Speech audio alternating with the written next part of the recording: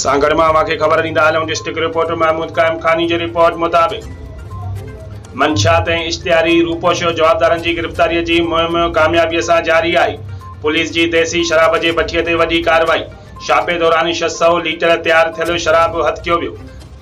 क़त्ल इरादे क़त्ल जे फुर्जे केसनि में घुरबल 4 रूपोश जवाबदार समेत 6 ॼणा गिरफ़्तार। एसएसपी सांगड़ कैप्टन सद्दाम हुसैन जी हिदायत ते सॼे ज़िले में मंशात ख़िलाफ़ मुहिम ऐं इश्तिहारी रूपोश जवाबदारनि जी गिरफ़्तारी कामयाबीअ सां जारी आहे।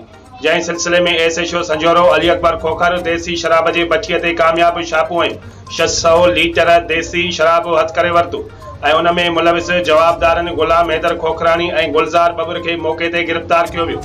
एंटी नार्को एक्ट तहत केस दाख़िल किया वियो, जॾहिं त 100 लीटर अणतैयार थियल शराब मौक़े ते ई ज़ाया कियो वियो। देसी शराब ठाहिण ऐं रखण लाइ इस्तेमाल थींदड़ प्लास्टिक लोह जा ड्रम ऐं केन कब्ज़े में पुलिस कया आहिनि। टेंडो आदम जे एसएचओ इंस्पेक्टर इम्तियाज़ अली क़त्ल केस में घुरबल रूपोश जवाबदार मोहम्मद तारिक शाह खे गिरफ़्तार करे वरितो। एसएचओ तालका टेंडो आदम मोहम्मद हनीफ महर इरादे क़त्ल जे केस में रूपोश जवाबदार अब्दुल रज़ाक खे गिरफ़्तार करे वरितो। एसएचओ मंगली हिदायतुल्लाह बेजारानी फुरलट केस में रूपोश ॿिनि जवाबदारनि गुलाम कादर मक्सी ऐं हाजन मक्सी खे गिरफ़्तार करे वरितो। एसएसपी सांगड़ समूरन डीएसपी एसएचओस खे सख़्त हिदायतूं जारी कयूं आहिनि त हू मुहिम खे कामयाब बणाइण लाइ पंहिंजो भरपूर किरदारु अदा कनि।